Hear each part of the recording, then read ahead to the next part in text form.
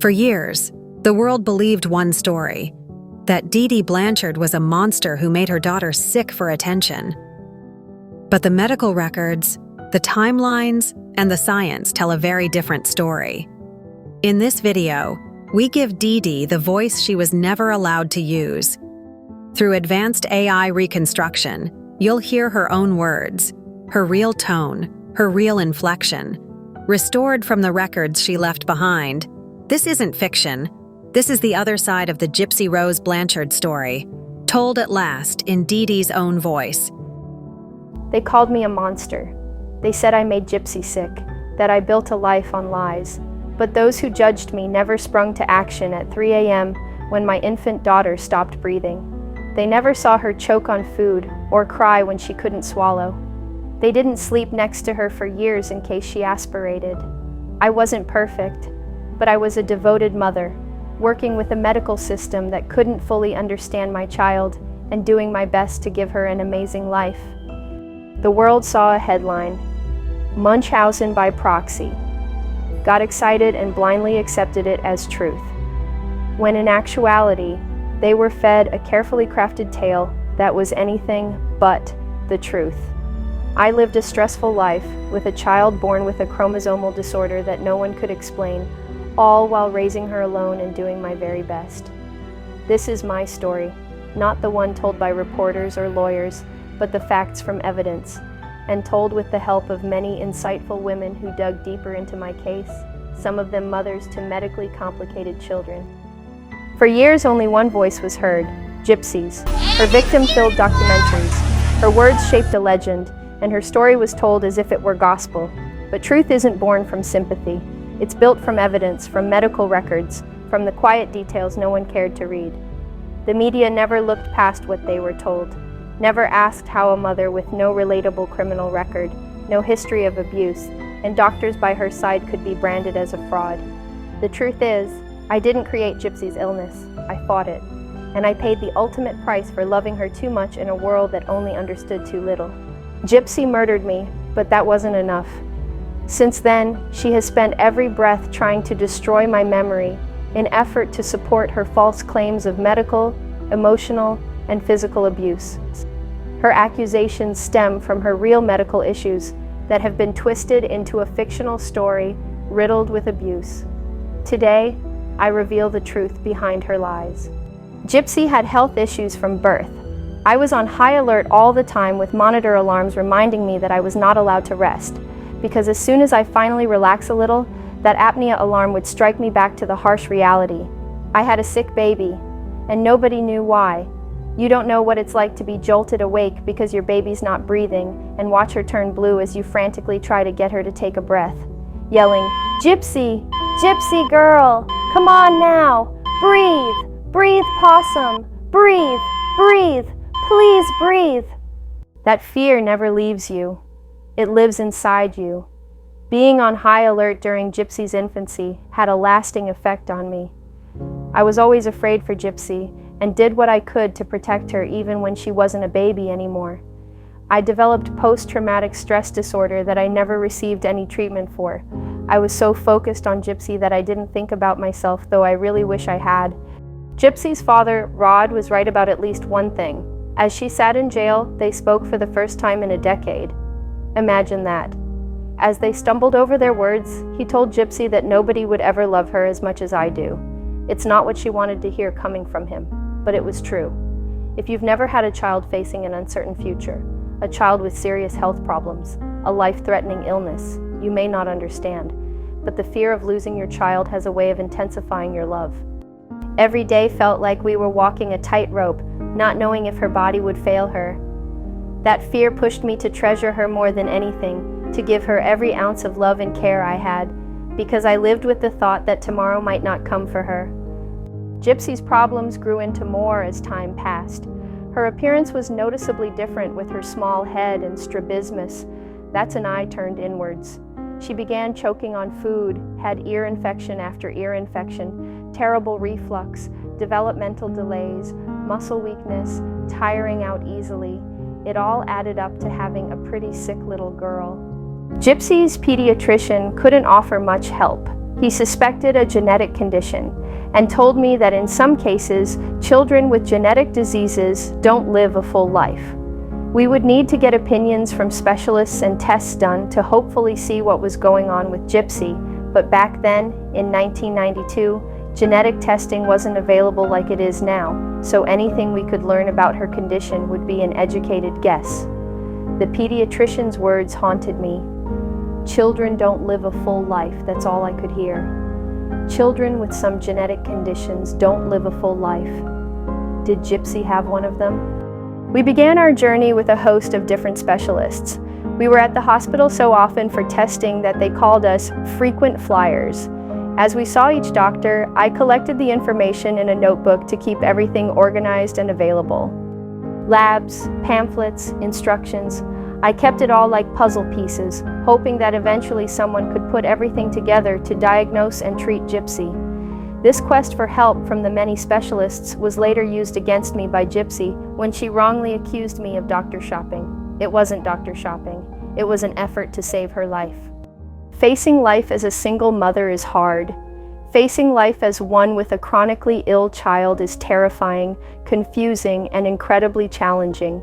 I had nobody to lean on, no support, nobody to talk with who cared like I did about Gypsy's health and specialist appointments. I had to make all of her medical decisions by myself with no input from Rod, the one person who should have cared as much as I did. On the rare occasion that we'd speak, he would listen about Gypsy, but he always blew off the seriousness and say that he was sure I'd make the right decisions. You know the saying, you can lead a horse to water, but you can't make him drink. I'm sure he would have shown interest if we had been discussing chasing women or partying, though. When Gypsy turned 5, I wanted to give school a try to give her the possibility of friends, socializing, structure, and all the things that come with going to school. I was nervous about her being around other kids, not just because of the colds and flus that spread like wildfire in classrooms, though those were concerns, but because she had a history of being cruel to other children and she was sneaky about it. I had seen Gypsy be cruel to other little girls when we tried pageants for a short period of time. She'd pull their hair, hit, and make horrible threats to them when she thought nobody was looking. In school, Gypsy wasn't invited to play dates or birthday parties, and even though she was a head shorter than the rest of the students, she was the class bully. The problem child who nobody liked, the spoiled brat. I don't think her teacher even liked her. It was clear that Gypsy had behavioral problems, but I made excuses for her bad behaviors. She had been through a lot medically. She was just acting out temporarily. At least, that's what I thought. We pressed on for a couple of years as I kept a close watch until it became obvious to me that Gypsy's behavior wasn't improving and the kids wanted nothing to do with her. I didn't want to add to Gypsy's problems by sending her to a school where none of the kids liked her and she was missing a lot of class because of appointments, so I decided to homeschool her. Though I believe she would have benefited from some peer pressure to behave, to fit in, I could see where things were going in her school career, one problem after another, and no resolution in sight. The unfortunate result of pulling Gypsy from school is that it fed her feelings of entitlement. She believed she was better than the other kids, special, unique, a class above the rest. As I begin to address some of the medical accusations against me, I want to point out something that seemingly everyone has forgotten. All medical and dental procedures must be proven necessary by laboratory testing, X-rays, or other diagnostic tests or procedures if insurance is to cover the cost. Gypsy had state health insurance which demands proof of necessity for all medical care, and then some. To say that I convinced any physician to perform any kind of procedure or surgery on Gypsy is not only wrong, but impossible. All of Gypsy's procedures, which were only a few, were deemed necessary not only by her physicians, but also the physicians who approved the medical insurance claims. To put it simply, it means that doctors who never even met me looked at Gypsy's test results and said that she needed the procedure for her survival and well-being. Gypsy had some challenging behaviors as a little girl, and one stands out for a reason. She absolutely refused to wean off of a baby bottle. I didn't push her very much to get off of it when she was a toddler because she was having problems with drinking fluids from a cup. She would choke and vomit. The bottle slowed the flow of fluid significantly, and Gypsy could control it, allowing her to drink safely. It wasn't so much an issue as a toddler. Gypsy found comfort from it. I saw it as an easy answer to her drinking and choking problems. I never imagined that she'd still use it by school age. My friend even joked about how no kid ever graduated high school with a bottle, telling me not to worry. Turned out the joke was on me. Gypsy's bottle use continued, and she became pickier about what she would and wouldn't eat or drink. She had developed what's called an oral aversion. Oral aversion is when a child's mouth becomes a no-go zone, so eating and drinking anything other than what is considered safe feels scary or uncomfortable instead of natural and enjoyable. It's typical in kids who have had reflux and negative experiences involving the mouth, like Gypsy did with choking on food and liquids. Like other kids with oral aversion, Gypsy had her safe foods too. Strawberry Pedialyte and mashed potatoes were the tops of the short list. People think it's neglect, but when a child has oral aversion, every attempt feels like a battle you're destined to lose. I tried my best, but her body and her fears fought me at every turn. I certainly couldn't withhold her fluids, and I couldn't force her to brush her teeth. As the bottle use continued, so did the dental issues. I was stuck between a rock and a hard place when it came to Gypsy's oral health. Her oral aversion wasn't limited to food and drink. It was anything that was to involve her mouth. Brushing her teeth was next to impossible. She'd clamp her jaws tight, kick and scream, or gag so badly I'd have to stop. I knew her teeth needed care, but forcing it only made her more afraid. Her teeth flared outwards from the excessive sucking on a nipple that was far too small for her. It was designed for infants.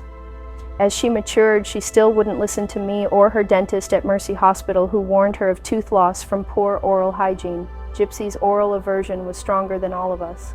Eventually, the decay became so severe from lack of oral care and Gypsy's already weak enamel that some of her front teeth had to be extracted and stainless steel caps used for her molars. Gypsy made two unrelated claims about this.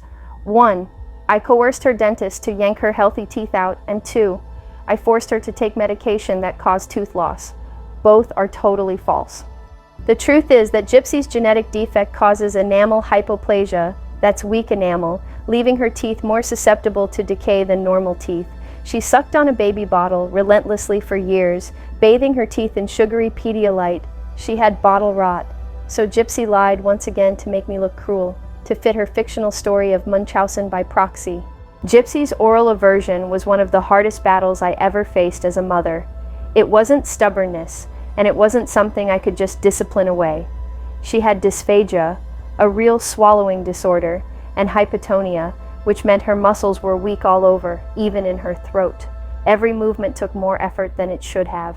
Everything connected back to one problem, energy. Because eating was so difficult, she wasn't getting enough calories to fuel her body.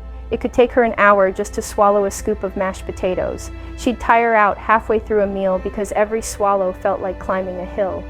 Her low muscle tone made it worse. The harder she worked to chew and swallow, the more calories she burned, and the weaker she became. Her doctor explained it clearly. She's burning energy faster than she can take it in. So we had to conserve what she had. That's why the wheelchair came into the picture. Not because she couldn't walk, but because walking drained her. It was about survival, not show. People have said I forced Gypsy to use a wheelchair. It's simply not true. What those close to us didn't understand was why things looked that way. And rather than ask me, they made wild assumptions that spiraled into an attack of my character. All I was trying to do was what was in Gypsy's best interest, what her physicians instructed me to do. When people from our past, people from our Louisiana days, say they know Gypsy could walk, they're right. She could. But what they didn't know, first of all, was there was a physician's order for the wheelchair, and then what came after Gypsy overly exerted herself. The trembling legs, the exhaustion, the tears, and the hunger that couldn't be satisfied. Using the wheelchair was a way to save her strength so she could still do the things she loved. Her brownies meetings, her crafts, her little performances. I'd wheel her from the car to the auditorium, she'd hop out to join the other girls, and when it was time to go home, she'd get back in. That's what energy conservation looks like when your body works twice as hard for half as much.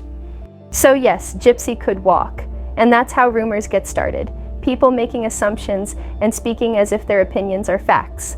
If there was any question about Gypsy's wheelchair, they should have asked me, not guess. I did what her doctors told me to do: protect her strength, conserve her energy, and keep her safe. Wheelchairs aren't just for people who can't move, they're for people who need help making it through the day. And that was my little girl. And for the record, Gypsy has claimed that she doesn't know why she was put in a wheelchair. Well, there's your answer.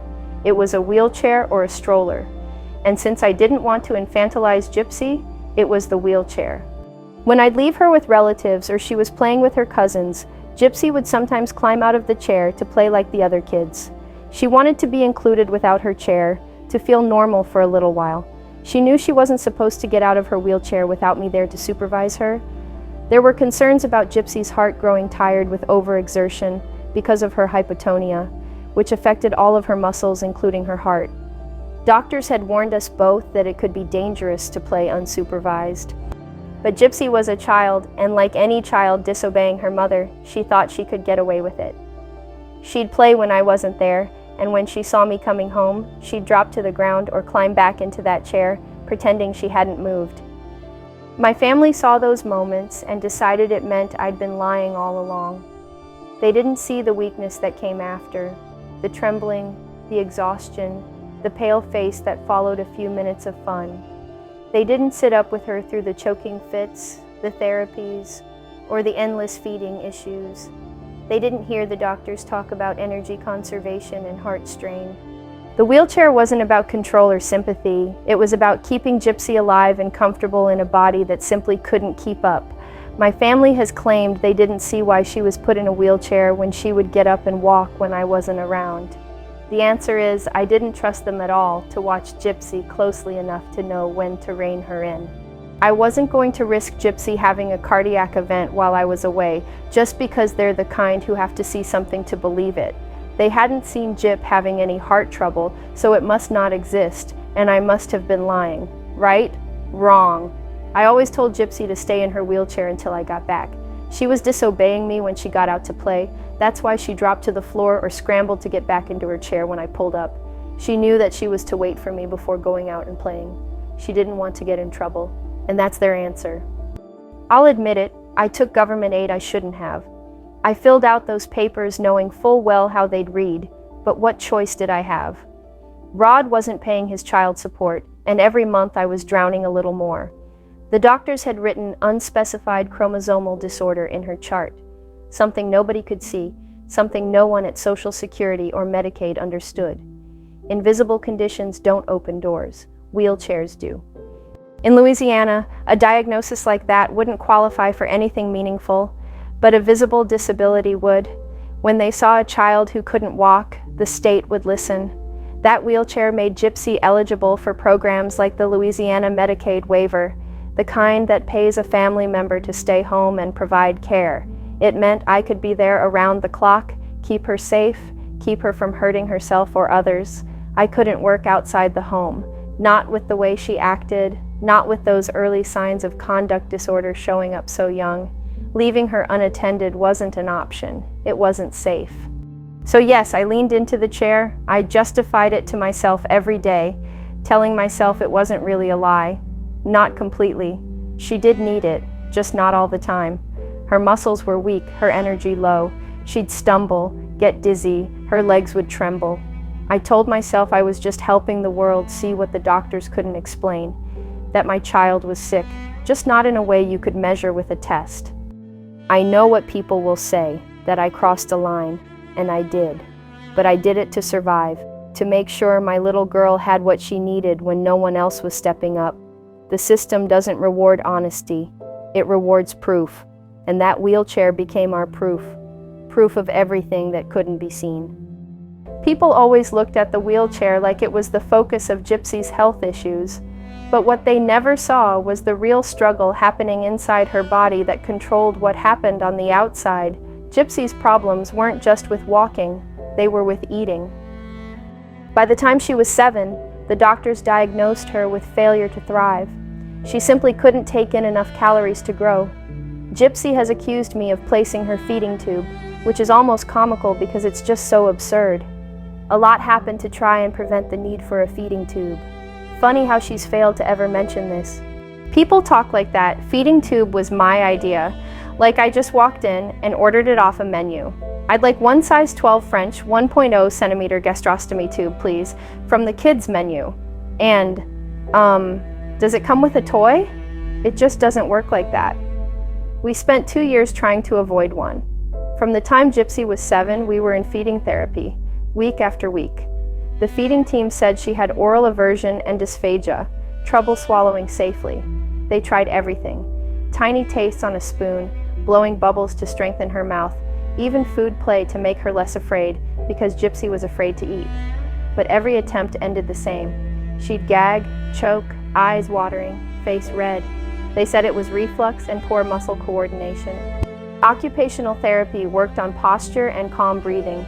Speech therapy tried texture drills. Nothing helped. Even when she wanted to eat, her body fought her. We tried thickeners, different textures, all of it. She choked on every consistency. At night, her saliva and reflux pooled in her throat. She'd cough and gasp in her sleep. I slept next to Gypsy instead of a husband to listen for that sound, to be there for Gypsy, to help her breathe again. I was watching Gypsy waste away. When she turned 9, after 2 years of trying to prevent the need of a feeding tube and Gypsy weighing just 36 pounds, the doctor said there was no other option. They placed the G-tube, which is short for gastrostomy tube. They also performed I'll try to pronounce it, fundoplication. At the same time, it's a simple procedure with a not simple name to prevent reflux. Part of the stomach is used like a purse string to keep stomach contents from bubbling up to the esophagus. Over the next few months, Gypsy gained over 20 pounds and her reflux was cured. It was a success. It is commonly said that I made Gypsy keep her head shaved, but what critics don't understand is how much she played into it. A normal little girl might cry over losing her hair, beg to grow it out, hide from the stares. Not Gypsy. She thrived on it. She knew that with a bald head she could pull people in, the sympathy, the pity, the gifts, and she used it. And that right there, that's not innocence, that's manipulation. I see it clearer now. Those are the behaviors of a child with conduct problems. She lied without blinking, hurt others with no guilt, and carried herself like the rules didn't apply to her. The shaved head wasn't a burden, it was her tool. When her hair would start coming back, she'd scratch at it, yank at it, even hand me the clippers. That wasn't me forcing her. That was her choosing the role because she liked the power it gave her. She could sit in her chair, tilt her head just so, and watch people melt. She learned young that looking weak gave her strength. It was part of the show for sympathy. And you know what else? Gypsy loved wigs. She wanted to be a different princess whenever she felt like it. One day Cinderella, the next day Drusilla, sometimes Ariel. She even came up with her own princesses. Candy, Demona, Kitty, Ruby, and some others. She was imaginative with her stories about them in the land of BDSM. I don't remember what that stands for, though.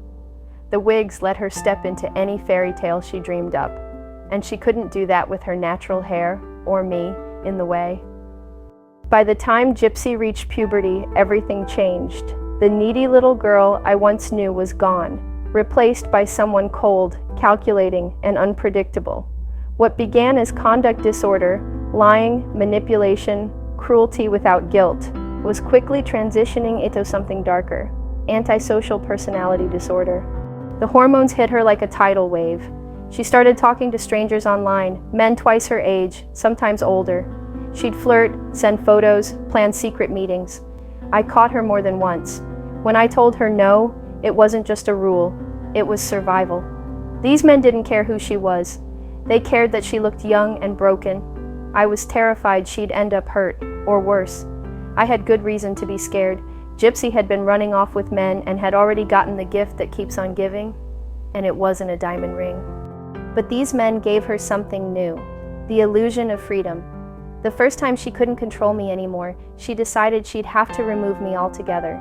To Gypsy, my no wasn't about safety, it was about domination. In her mind, I was standing between her and the one thing she thought would make her whole. Sex, romance, independence. That's what conduct disorder becomes when it matures into antisocial personality disorder. Boundaries become threats, and people become obstacles. When I told Gypsy no, I didn't realize how dangerous that word had become. For most daughters, no means disappointment. For Gypsy, it meant war. By the time she reached her late teens, everything in her mind revolved around men. The attention, the fantasy, the thrill of being desired. I was an obstacle, and she tried to remove me by shooting me 10 times with what she believed was a real gun. Fortunately for me, it was a BB gun. So Gypsy wouldn't face charges. I covered for her. I lied to the authorities and blamed a fictitious mugger in a Walmart parking lot. When I said no, she felt cornered. And when someone like Gypsy feels trapped, they don't run. They destroy whatever stands in their way. That's why my no wasn't just rejection. To her, it was a death sentence, and she made sure it wasn't hers. And I'd always seen my baby as fragile, but in that moment, I saw rage in her eyes. It wasn't pain or confusion, it was control, and that's when my trust in her was gone. Rod's absence created that insatiable drive for men in Gypsy. She didn't want romance, she wanted approval. Every creepy pedophile who called her baby girl filled the space he left behind. While I slept, she'd sneak out to meet them, thinking if she pleased them, she mattered. It terrified me when I found out, but by then she was addicted to the sex that she believed validated her. Rod was only 17 when Gypsy was born, and I forgave a lot because of that. Just for the record, he had lied to me about his age. I was 24. I should have been babysitting him instead of baby making with him, but I didn't know until it was too late. Seems like there's a dominant lying gene in the family. While I was pregnant, he got another girl pregnant. Nicolette was born 6 months after Gypsy, and he left both of them behind. That kind of rejection changes a child. It feeds the worst parts of them. The lying, the manipulation, the need for control. That's what conduct disorder does. It twists pain into power. And Gypsy learned early that the fastest way to feel important was to lie, to provoke, to make people react. She sent Rod an inappropriate photo of herself, and she got the same response she always got when she pulled a stunt for people's reactions, me covering for her. I always did. Even after he married Christy and had Dylan and Mia, he still kept his distance. He owed over $30,000 in child support, but I never used that against him. I opened my home to all of them when they were in the path of a hurricane, kept things friendly. But it didn't help Gypsy's relationship with him or them. He could have seen Gypsy anytime, he just didn't. They visited once in a while. Not often, but Gypsy was never invited to stay overnight at their house. Maybe they were afraid of her medical needs, didn't want to deal with the feeding tube or the diapers, or maybe deep down, I was the one who was afraid. Afraid she'd lash out, hurt Dylan, or especially little Mia. Gypsy saw their family from the outside, and it broke her. She was jealous, angry, desperate for the love her father gave everyone but her. That pain never went away. It just grew darker until there was nothing left I could do to stop what came next. Rod's distance didn't just leave her lonely, it made her dangerous. She wanted to be seen, to be wanted, to have someone finally say she mattered. And when he gave that love to other children instead, she turned her hurt into rage. Looking back, I can see how much of Gypsy's sickness wasn't just in her body. It was in her mind, fueled by her heart. Rod's absence carved out a hole that nothing could fill. From the time she was little, she kept waiting for him to show up, to choose her, to love her the way fathers are supposed to love their daughters. But every birthday that passed, every phone call that ended too soon, only reminded her that she wasn't part of his real family. She wasn't a priority in his life. In the end, it wasn't doctors or medicine or even me that shaped what she became. It was that empty place where her father should have been and her conduct disorder brewed. That's where all of this started, and where it never really ended. As Gypsy sat in prison for my murder, Rod told her if I had just let her date, this wouldn't have happened. Maybe, just maybe, if he had been around more, showed any interest in Gypsy, this wouldn't have happened. Conduct disorder gives a child the ability to use pity as power. Gypsy learned that early. If I said no, she'd cry. If I held firm, she'd threaten to run away or hurt herself. Every day felt like walking on glass. People think I built the lie around her wheelchair, but they don't see what I was living with behind closed doors. The truth is, she built the lie around me. I was a prisoner of Gypsy's lies and threats, all while I did my best to give her everything she wanted. I was too afraid not to. People say I controlled Gypsy, but the truth is, she controlled me.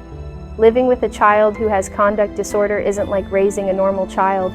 It's like living with a storm that learns your every weakness. She lied easily, without guilt. She could cry on command, twist any story, and make strangers believe she was the sweetest, most helpless girl in the world. And I believed her too, because I wanted to. To Gypsy, I was Mother Gothel. Her whole world was a polarizing one of Disney mixed with pornography, fairy tales, songs. But her happy endings were different than Disney's versions. Tangled was her favorite. She saw herself as the princess, of course. Then there was Mother Gothel, the manipulative and vain antagonist who kidnaps Rapunzel to use her magical hair to stay young. The loving, overprotective mother who kept Rapunzel locked away, pretending it was for her own good. Gypsy identified with Rapunzel. No one ever saw why I tried so hard to protect her. Gypsy wasn't a normal child. That 1Q21.1 micro-deletion that we discovered in 2011 explained everything. Her weak muscles, her crossed eyes, her feeding problems, her obsessions, the hypersexuality, the outbursts. Unfortunately, knowing the cause of all of Gypsy's issues didn't change anything. The micro-deletion, that 1Q21.1 deletion they found in 2011, explained so much of what I couldn't. It made her body weak, but her impulses strong. It took away her sense of caution, her ability to weigh right and wrong the way other kids do. It wasn't that she didn't know the difference, it was that her emotions overpowered her logic every time. That tiny deletion made her fragile, yet impulsive. It heightened her sexual drive, a cruel twist for a child trapped in a body that was still so medically complex. The hypersexuality, the lying, the manipulations, they weren't simple rebellion. They were the blossoming of conduct disorder, growing darker until it became full antisocial personality disorder. I should have focused more on her mental health, but by then I was so tired. My diabetes, the pain, my weight, it all wore me down. I'd poured every ounce of myself into Gypsy's life, and there was nothing left for my own. My house fell into chaos. The curtains stayed closed so no one could see the clutter. I was depressed and alone, trying to just make it through each day, with a daughter who was dangerously self-destructive and determined to destroy me. I'd stopped caring how I looked, the moo-moo frocks, the old lady helmet hair. I was burned out, I was depressed, but even so I was still her mother, still the no, still the obstacle between her and the men she wanted. In the end, I was her Gothel, the mother who loved too hard, protected too much, and became the enemy because I stood in the way. And Gypsy, doing what those with antisocial personality do, found a way to remove the obstacle. She manipulated a mentally disabled boy into getting involved with my murder, to take the fall for her crime. I once told Gypsy in front of a room full of people that I was born to be her mama, and I meant it with every piece of my heart. Thank you, Miss Dee Dee, and always said, you're the reason I was born to be your mama. She needed far more than I was ever capable of giving. Sometimes, love just isn't enough. A lifetime of indulgence taught her that she was entitled to do as she pleased, even if it meant resorting to murder to get what she wanted. I take responsibility for that, for spoiling her, for mistaking love for leniency and comfort for care. I should have been firmer. I should have taught her limits. I should have sought psychiatric help when she was still a child, before the behaviors hardened into something darker. Instead, I created a child who never learned the word enough. And for that, I am truly sorry. Sorry for who I unleashed on the world. As you can probably see, Gypsy's greatest struggles weren't medical as she entered adulthood. They were severe psychiatric issues. She had outgrown a lot of the health problems, and some we had taken care of, like her reflux surgery and G-tube. She evolved into a dangerous young woman. I knew she could be violent, but I had no idea she could be a killer. Gypsy will never be free from who she is. No matter where she goes, there she is. She can't escape herself. Like any typical criminal, she tries to disguise herself with wigs and costumes, desperate attempts to change her identity, change who she is. Everyone can still see the real her, though, much to her frustration. So she keeps trying with different, more expensive wigs and costumes. She still hasn't grasped the concept that change comes from within, and who she is will never fit who she wants to be. And that's her real sentence. No matter where she goes, she can never escape who she is, and she'll never be satisfied with who she is. Gypsy Rose Alcida Blanchard, the girl who murdered her mom, it's who she is, for life.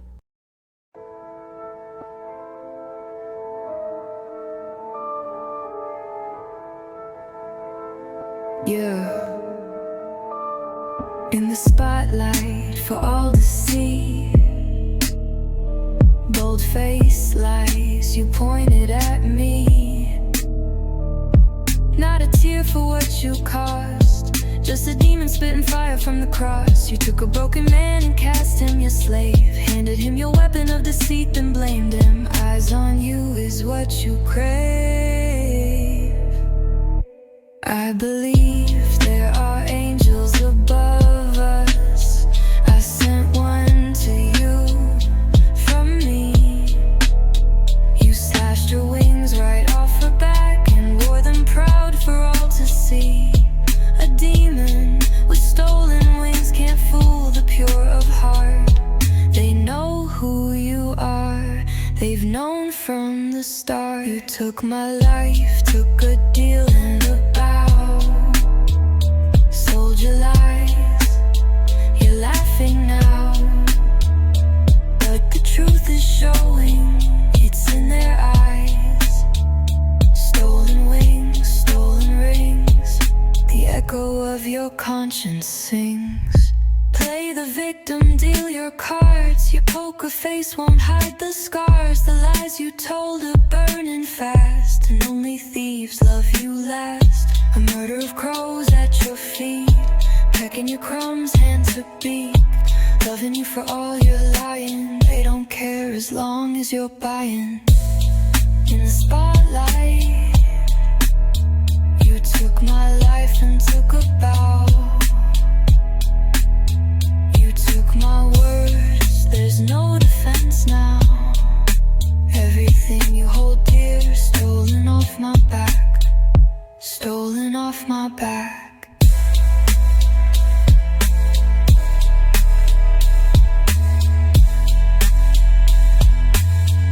Stolen off my back.